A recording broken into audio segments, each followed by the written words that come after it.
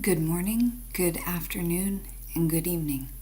Thank you for taking the time to learn more about our research study, smoking cessation programs, and pregnant women, an evidence-based practice project hosted by California State University San Marcos and conducted by Brennan Barbosa, Kathleen Kabugao, Alif Durant-Wise, Chloe Leone, Nicole Snyder, and Sundao Pham. We'll provide topic identification by beginning with an introduction to the background and significance of our study. In the United States, 22% of women smoke 3 months prior to pregnancy.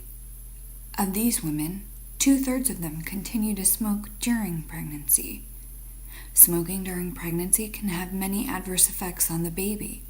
Since these women were not able to quit on their own prior to pregnancy, they may need extra help in quitting smoking in the form of smoking cessation programs.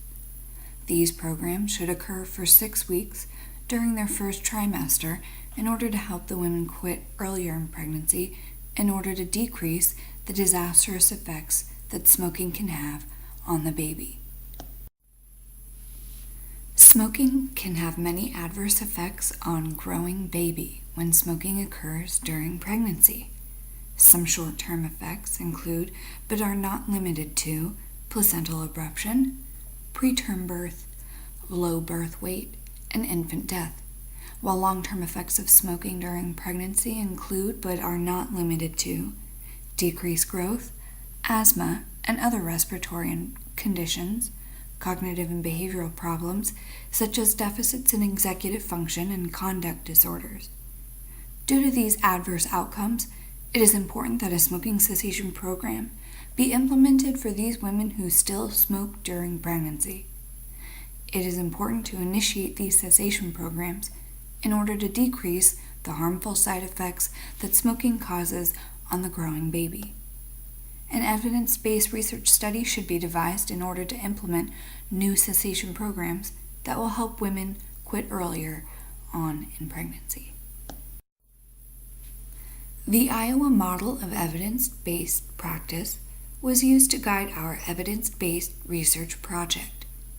The first step in the model is for the nurse or research team to identify knowledge and problem-focused triggers that identify areas in the current nursing practice that should be studied more to help improve patient outcomes. Once the problem has been identified, a team is assembled and a literature search is done. The research found in literature is critiqued, and if there is found to be sufficient research that supports a change in current clinical practice, a new evidence-based project is developed by the research team. The research team will collect data by implementing their proposed project, evaluate the process and outcomes of the project, and modify practice guidelines by implementing the change in practice if the research has positive outcomes. Here is the Iowa model of evidence-based practice algorithm we used for our research project. The problem-focused trigger that prompted our evidence-based research study was the documented adverse outcomes that happen to the infant when their mother smokes during pregnancy. These adverse outcomes that were stated previously can be reduced if the mother quits smoking during early pregnancy.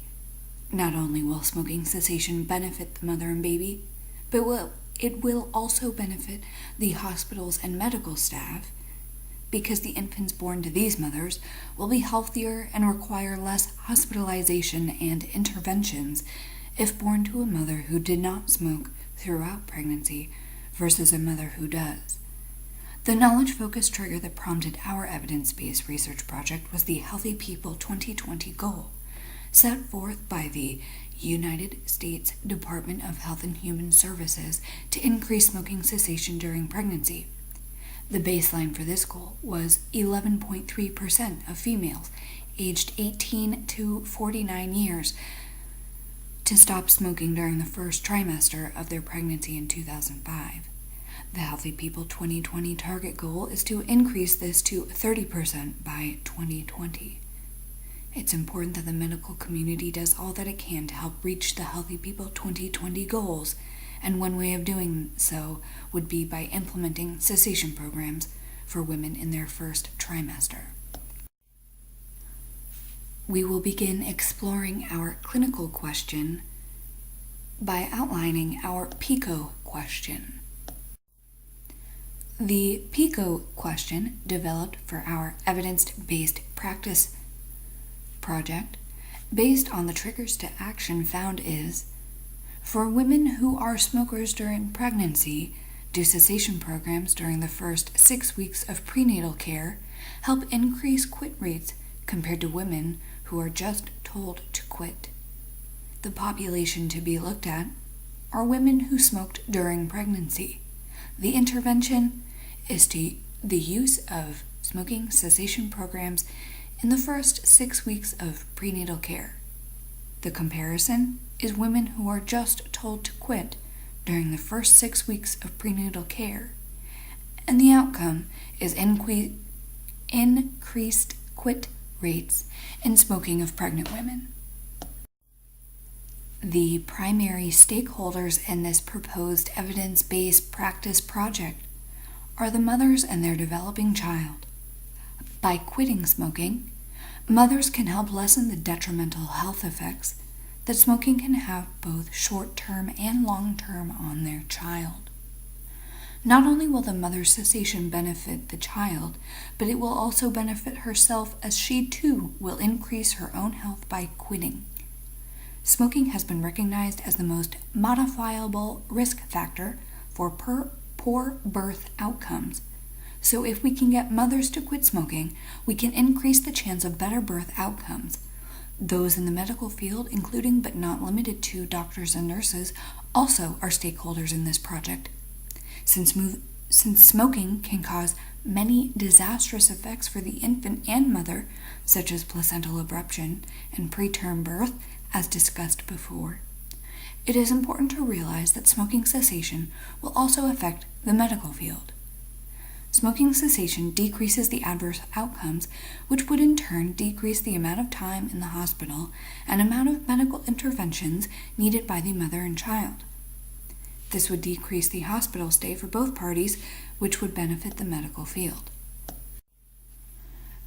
We begin our systematic search for research evidence by reviewing the relevant research databases. The nursing research databases we used were CINAHL, PubMed, and Cochrane databases.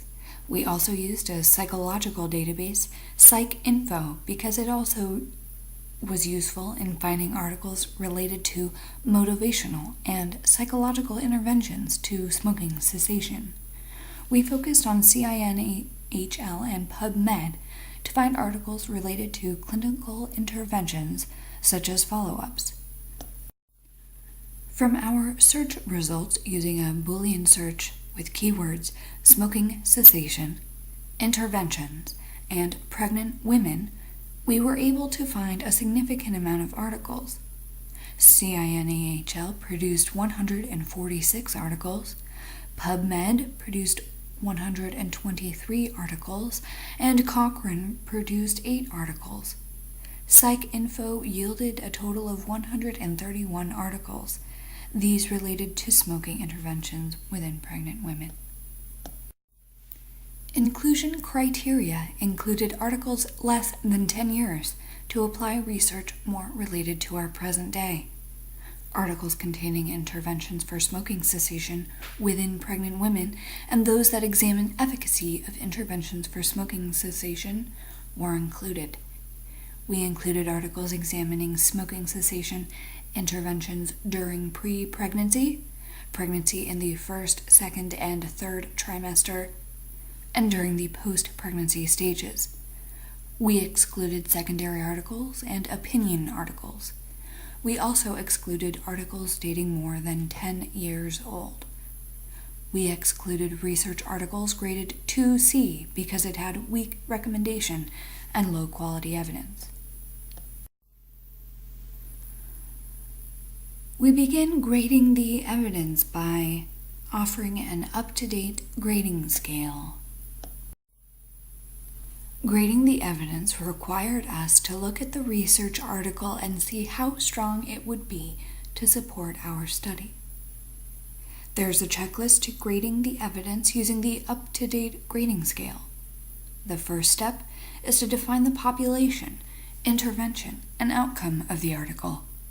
Articles which use a random control trial, or RCT, will be started with a high evidence score and will be deducted for limitations, indirect use of populations, interventions, or outcomes, inconsistencies, and precision in estimates, and any publication or author bias. If articles are not using a randomized control trial, they begin with a low evidence score and will increase with larger treatment effects, the use of a dose-response gradient, and no confounding factors. Using up-to-date, we have to estimate and evaluate the benefits and if it is worth the risks, burden, and cost of interventions for the population.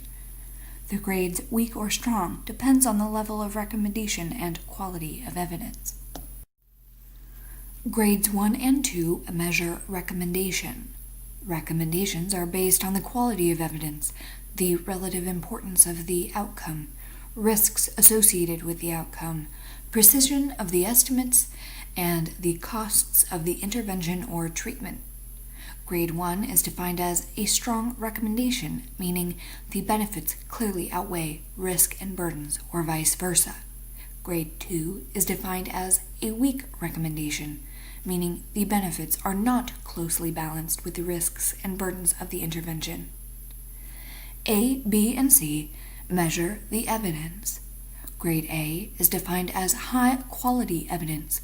High-quality evidence mainly comes from systematic reviews with well-executed, randomized control trials, which yield consistent and directly applicable results. Grade B is considered moderate-strength evidence. This category usually has articles that utilize random control trials, but with some limitations, but also has strong observational studies. Grade C is low-quality evidence. This is usually from the unsystematic clinical experiences or randomized controlled trials with serious flaws, such as many inconsistencies, gaps, and limitations. Grades 1 and 2 are paired with A, B, or C to create the grades of recommendation. The synthesis of the research begins with a summary of our literature review. The evidence shows that prenatal smoking cessation interventions increase quit rates among pregnant women smokers through pharmacological approaches, behavioral interventions, use of the 5 A's model, as well as through the use of technology. Table 1 summarizes 9 of the articles that we reviewed during our literature search, which provide evidence to support our hypothesis that prenatal smoking cessation programs influence rates of smoking among pregnant women.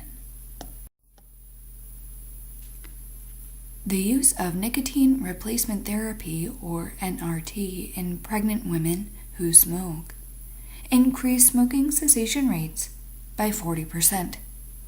Compared to placebo and non-placebo controls, there was a decrease in smoking rates observed in later pregnancy, favoring the use of NRT.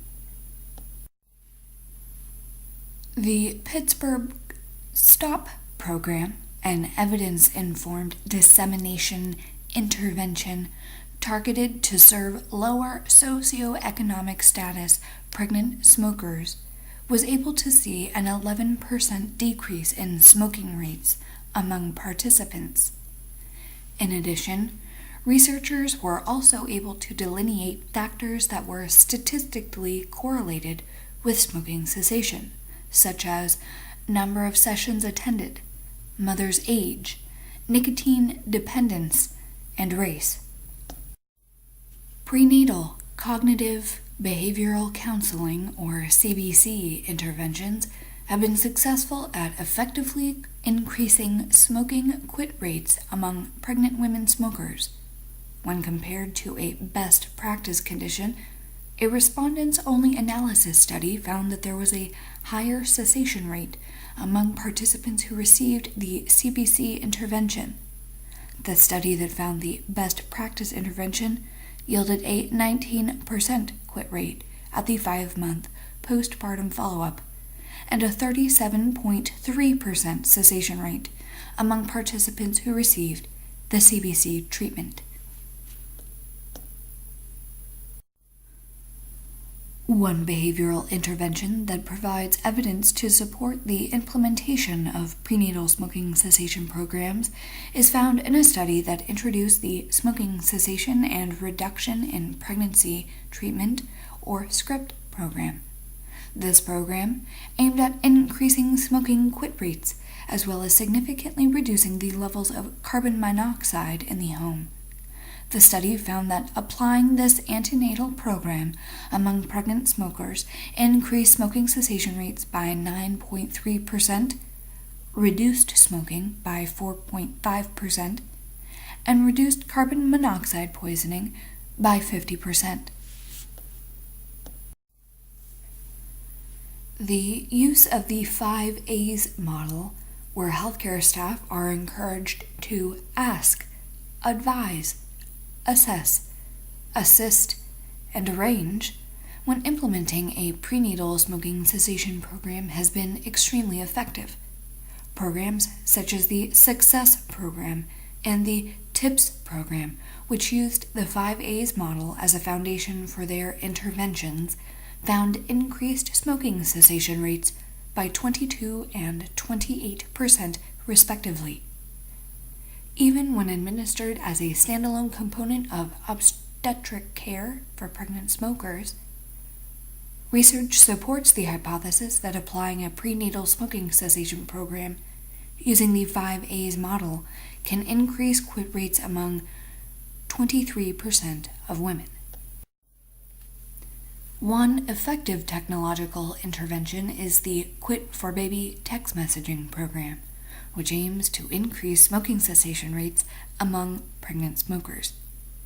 When using this creative intervention, researchers found that the average number of cigarettes smoked per day decreased from 7.6 to 4.7 at the 2-week follow-up, and again decreased from 4.7 to 2.4 at the 4-week follow-up appointment.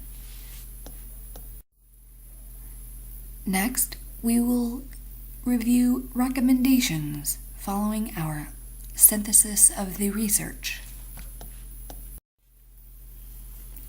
The research provided a moderate level of evidence for providing prenatal smoking cessation interventions as a means of increasing smoking cessation rates among pregnant women. The evidence supports the use of interventions such as pharmacological therapies, behavioral treatments, the 5 A's model, and the use of technology in nursing practice to influence health outcomes for pregnant women who are currently smokers, but who are interested in quitting for their own health and the health of their baby. The best prenatal smoking cessation interventions included the use of one-on-one communication and counseling with the participant, especially those that utilized a 5 A's model. In this way, practitioners can ask their patients about tobacco use every time, advise tobacco users to quit, assess the client's willingness to quit, assist them to make a successful quit attempt, and finally arrange for follow-up. In addition, prenatal smoking cessation programs will only be successful if clients are able to receive the intervention by attending appointments and counseling sessions. So it is important to manage transportation and even childcare for older siblings. Interventions should be aimed at increasing quit rates, reducing carbon monoxide levels in the home, and increasing maternal self-efficacy of smoking cessation.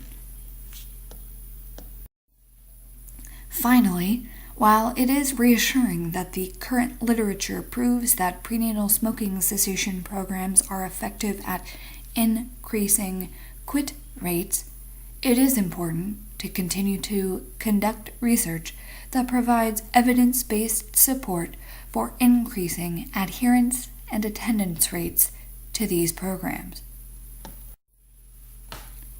Next, we will review our proposed protocols and guidelines. The 6-week nurse-led smoking cessation program will have meetings held twice a week. The ability to get to and from meetings by the participants was assessed before inclusion in the program, as the participants are not allowed to miss more than one meeting over the 6-week period. Program meetings will have the participants watching videos and presentations along with being involved in group discussions. In psychosocial interventions for supporting women to stop smoking in pregnancy, Chamberlain et al. Found that peer support was beneficial in helping women to quit smoking. This makes it very important for the pregnant smokers to be active in the group discussions during meetings. The nurse is there to provide resources, along with motivational and behavioral counseling to the participants. The nurse can advise on ways to stop smoking that can be tailored to be the most effective for each patient, such as a physical activity program, guided imagery instruction, etc. A total of 146 pregnant smokers will be included in the study, with 73 enrolled in the smoking cessation program and 73 not enrolled.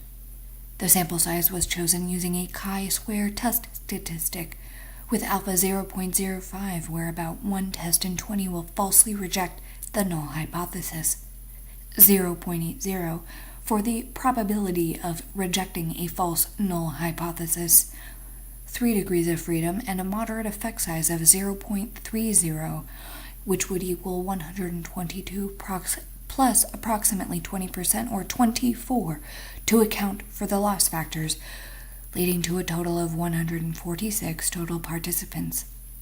The participants will need to fill out our provided demographic survey and informed consent for inclusion in the study. Data will be collected using a multi-dimensional health-related control and self-efficacy scale, or MHCES, to determine the self-efficacy for quitting the intervention group. By combining the MHCES with the number of participants who quit smoking after the 6-week program, we can determine if the intervention was effective. Next, we will review our proposed evaluation plan. The participants are the 146 pregnant smokers in their first trimester, 73 enrolled in the program receiving the intervention known as the intervention group, and 73 not enrolled in the program not receiving the intervention, also known as the control group. Each participant will need to fill out an informed consent and demographic survey.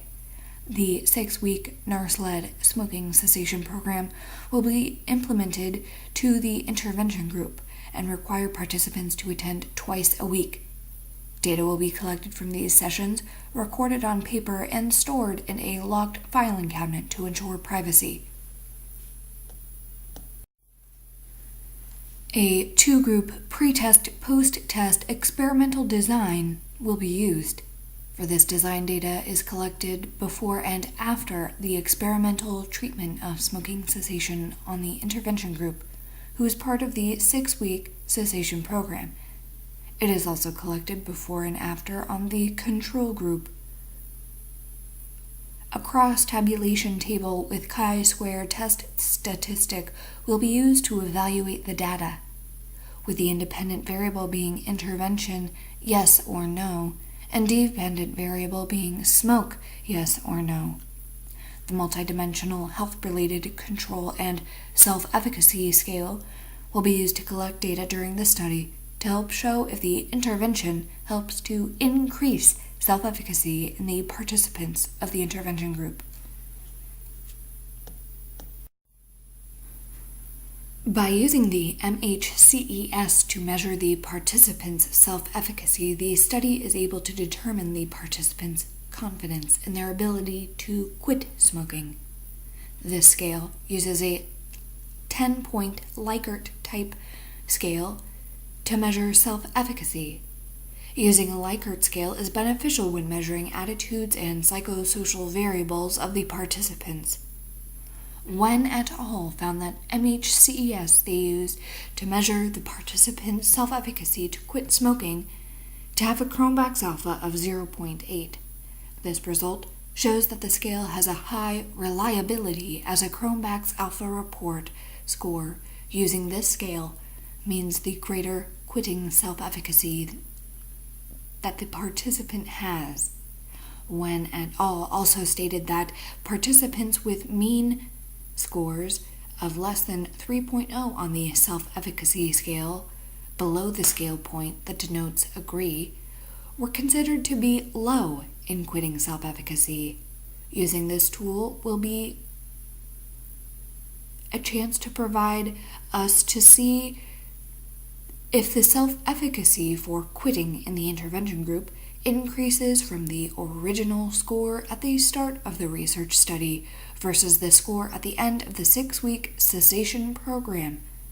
This will help to test the effectiveness of our evidence-based project on cessation of smoking in pregnant women, because it will help to look at how the program changes their feelings about their ability to quit smoking. This, combined with the final total numbers of those who quit after the 6-week program, will help to finalize the results of the evidence-based project. The demographic survey collects important information in the study about the subjects. The data can be described and compared to different samples in the study in order for the researcher to evaluate how similar the sample is to the patient population. Figure 3 demonstrates an example of questions that will be on the demographic survey. After careful consideration, it was shown that prenatal smoking cessation interventions should be included as part of the standard protocol in the delivery of healthcare to pregnant women, especially during their first trimester. Evidence found on existing literature suggests that compliance is necessary for the success of the program, as well as the emphasis on increasing maternal self-efficacy and quit rates. Still, further research is encouraged, which is why this evidence-based practice research study would greatly benefit the research community. It would give more insight into how effective a 6-week program in the first trimester would be for pregnant women and would further increase our knowledge on smoking cessation interventions among pregnant women.